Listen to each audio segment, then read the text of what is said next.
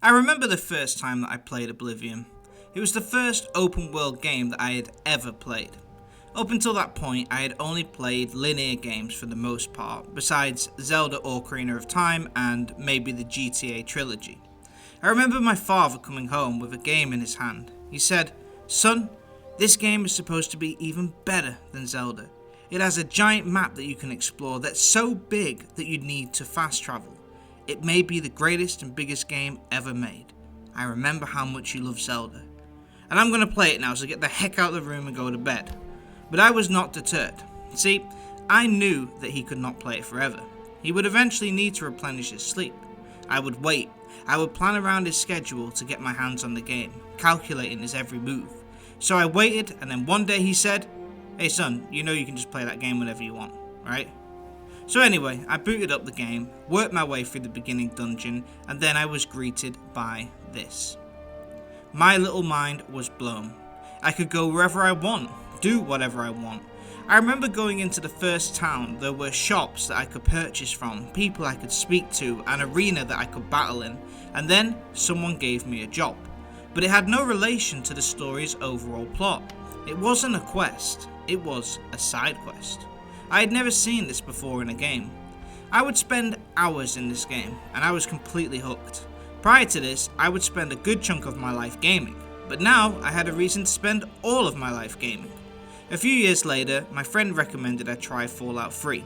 The same experience took place, and I loved that game as well. Then I realised it was the same company. It was Bethesda. 3 years later, and Skyrim dropped, and the rest is history. See, when I think of open world gaming, side quests, immersion, exploration and dungeons, I immediately think of Bethesda, or I used to. Then in 2015, as I was exploring the Commonwealth in Fallout 4, a friend suggested I try The Witcher 3. The Witcher? I don't want to be no witch. But he insisted, so I put it on. And then it happened. Not only was this a giant open world game, but it was 3 times as big as Skyrim. Not only did it have as many side quests as Skyrim, but they were all in depth, with decisions that impacted the world. Not only did it have everything Skyrim had, it did a lot of it better. And, of course, it had Gwent. Fast forward, and after Starfield's release, it was immediately compared to Cyberpunk 2077, which was better in almost every aspect. The studio behind Witcher 3 and Cyberpunk, CD Projekt Red, had gone toe-to-toe with Bethesda, and at this current moment, it appeared they'd taken over. So how did this happen? Well, let's get into it and find out how CD Projekt Red may become the new Bethesda. Quick side note, I'm Av Gaming and I cover video game analysis and topics. Gaming for me is more than just a hobby. If you feel the same, please consider subscribing. Anyway, back to the video. So let's go back to 2011. Up until this point, Bethesda had dropped hit after hit. Morrowind, Oblivion, Fallout 3, New Vegas with Obsidian, and then Skyrim. Skyrim, despite being more simplified in some aspects to previous entries, was a magical game. The minute you entered the mountainous region of Skyrim, you knew that you were in for the long haul. The world was absolutely gorgeous. There were landmarks across the entire map. It had 9 major cities, each brimming with life. It also contained 270 side quests in this world for the player to pick up and follow.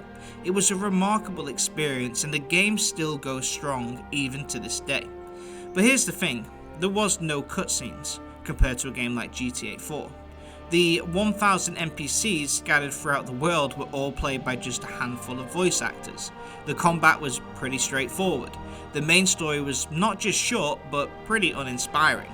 A lot of players never actually finish it. And the side quests were, well, basic. A few of them had a small story, but they were all pretty much played out the same. A lot of them were basic fetch quests, and the stories from the quests were generally forgettable. Not as engaging as other games at that time. But it didn't matter. It didn't have to have huge complex combat system. We didn't expect side quests to be remarkable. We didn't need any features to be outstanding. At the end of the day, although the parts were not as good as other games, it was the whole that made Skyrim and other Bethesda games so good. Uncharted 2 had a better story and voice acting, but it was a linear 10-hour adventure. Skyrim had a massive open world. It didn't have decision making or character building as good as Mass Effect 2. but that game was more linear and smaller in size as well. Dark Souls released that same year and it had more engaging combat, but that was the main feature of that game. It didn't have 200 side quests or a giant open world to explore. Essentially, although Skyrim didn't outshine other games in specific parts, it was the fact that it was all put together that made it so special. The same can be said of all Bethesda games that came before it. We let some things go because it was a giant open world game.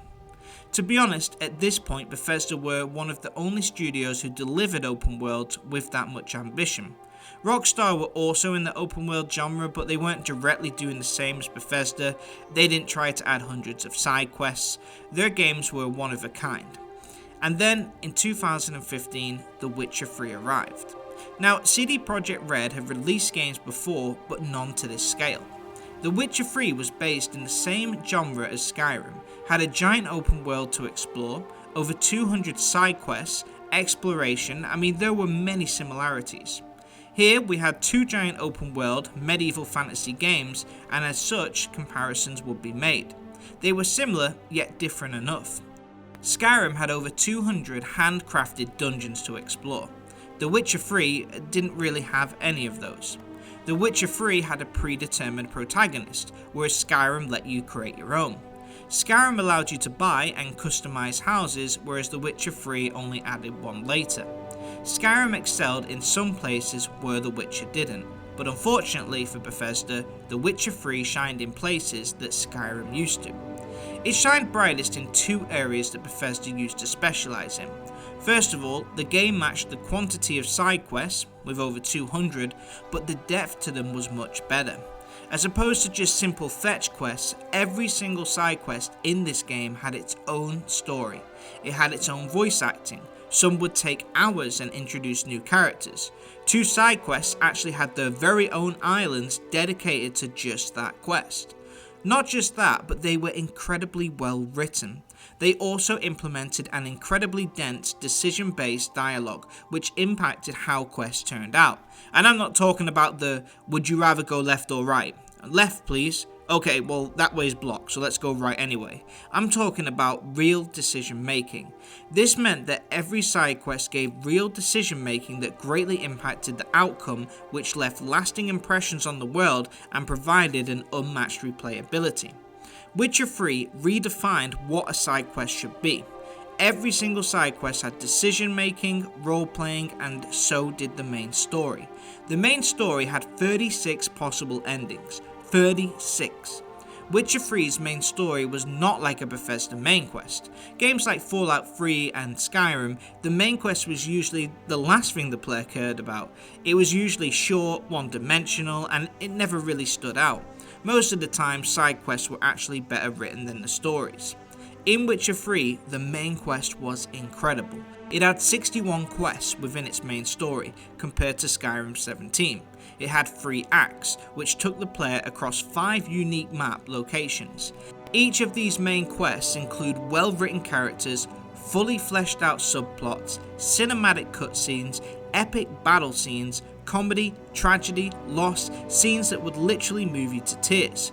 It was a movie and one of the best written stories in gaming history. It had subplots, different characters, it put you through an emotional roller coaster. Witcher 3 had the better main story, better role-playing in dialogue, the better side quests, and an even more detailed map and larger than Skyrim's. But Skyrim still had more dungeons, more customization, and did something different. But despite being different in some aspects, Skyrim had finally been matched, although maybe on a grander scale. Finally, we had another company that could match Bethesda in making giant open worlds that contained exploration, tons of side quests, and a living, breathing world which we could get immersed into. Not only had CD Projekt Red managed to match Skyrim, but they'd exceeded it in many ways. Skyrim didn't have choices. Skyrim didn't have as in-depth side quests. It didn't have cutscenes, multiple endings, open sea exploration, 5 different maps. Its characters weren't as fleshed out. Skyrim was still a great game, but The Witcher 3 had raised the standards in some aspects that Bethesda were known to thrive in. Skyrim released 3 DLCs, which were all well received. Witcher 3 released 2 DLCs, one which was voted as the greatest DLC of all time. With this, they added player housing, another thing that Skyrim was known for. At the time though, this all made sense. Witcher 3 came out 4 years after Skyrim, so technology was advancing. And although I've said how great The Witcher 3 was, it didn't have 200 dungeons like Skyrim, or as many options in player housing, or as an in-depth leveling guide. I think when you break it down, they were both two awesome games, and we'd all wait in anticipation for the two studios to show us their next projects. And that brings us to today. In 2020, CD Projekt Red released Cyberpunk, and it had a rather tricky start. By tricky start, I mean the game was a glitchy, unplayable mess, which became the talk of the internet. Like, it actually could not have gone worse. But that story's already been covered. When I first played this game, despite its early difficulties, you could still see a strong game under there. Anyway, fast forward to 2023 and CD Projekt Red released Phantom Liberty, the first DLC for Cyberpunk. At this point, the game had been fully finished. It was bug-free and we got to see the final product, and it was stunning. Everything the developers had envisioned. It had everything that was great about The Witcher 3, but on a grander scale. It went from being a joke to now being rated as one of the best open world games of all time. It's possibly the greatest comeback in gaming history. At around this same time, Bethesda dropped their latest project, Starfield. It was not met with the same positive reception that their older titles had seen. It was a difficult game to get into. They had done away with their handcrafted open world designs of the past and implemented a procedural generated universe instead.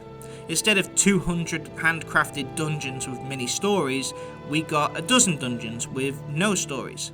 Instead of hundreds of unique side quests, we got checklists of radiant side quests which never ended. And this absolutely kills the completionist in me, by the way. It was not the Skyrim in space that we had hoped for. But what happened next was most problematic for Bethesda. With the game coming out at the same time as Cyberpunk's final DLC, it drew comparisons. Hundreds of YouTubers began putting the two games side by side, comparing cutscenes, dialogue, character design, and every possible thing next to one another. Skyrim and The Witcher 3 had their own strong points, with the scores being pretty even. This latest comparison was nowhere near as close. Cyberpunk looked better, had better quests, a better map, better characters, more customization, better dialogue options, but more importantly, it played like a game from 2023. Starfield still played like Skyrim did in 2011. One of the greatest things Cyberpunk has is its motion capture.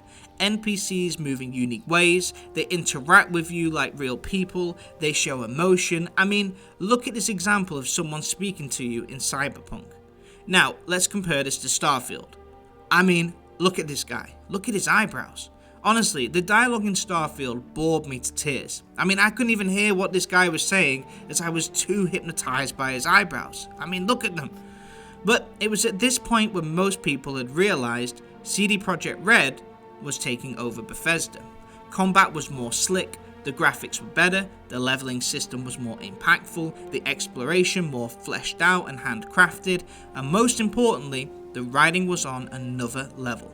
Cyberpunk had engaging side quests, well-written characters, and its main story was engaging. It included cameos from Idris Elba and Keanu Reeves.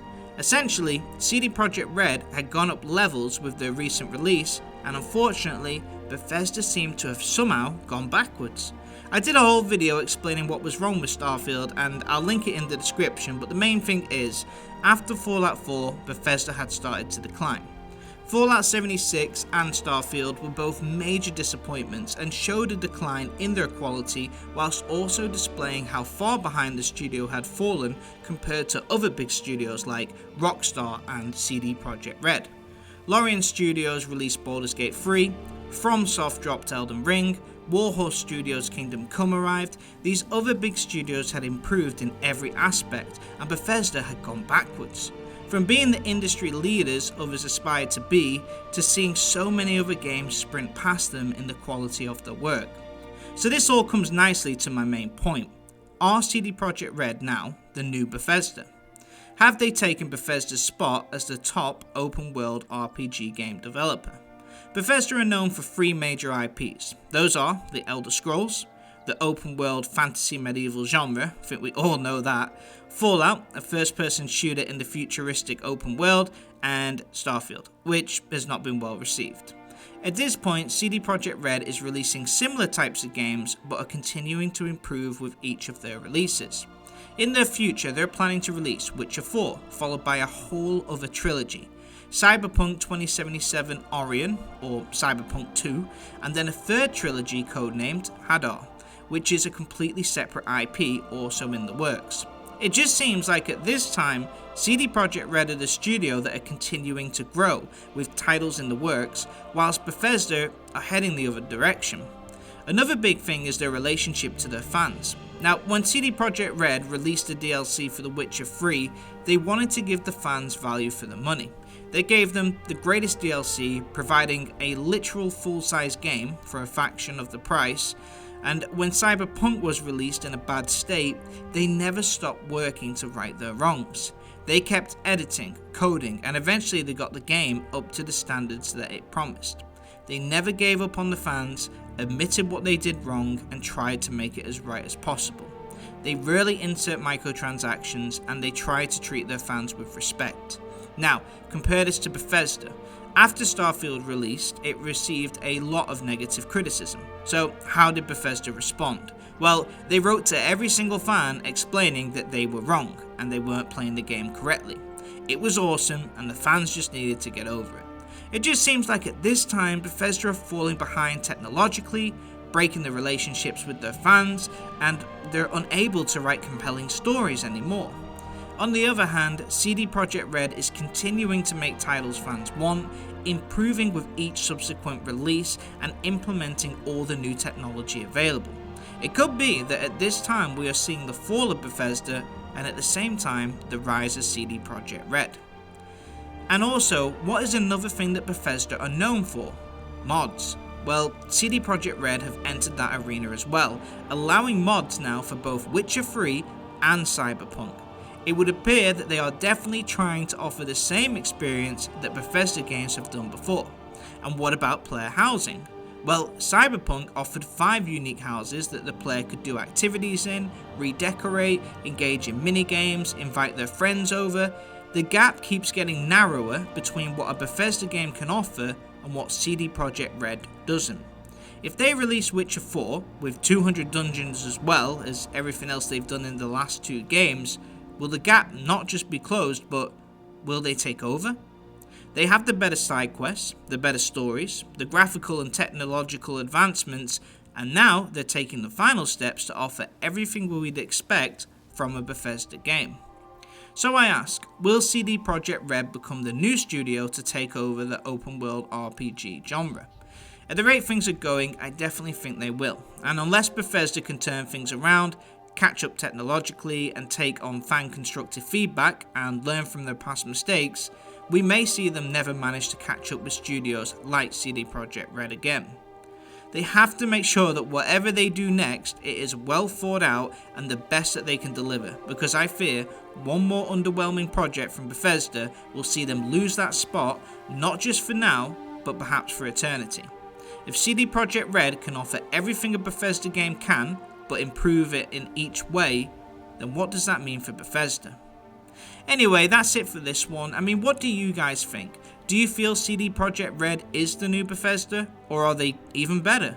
Or are Bethesda still capable of taking back their spot? Or is there a third outsider that you're rooting for? Let me know your thoughts in the comments. If you enjoyed the video, please consider giving it a like, and if you're new here, please consider subscribing. I'm Av Gaming, where we do video game analysis, identifying what makes great games great and what could make good games great as well. Thanks for watching. Av out.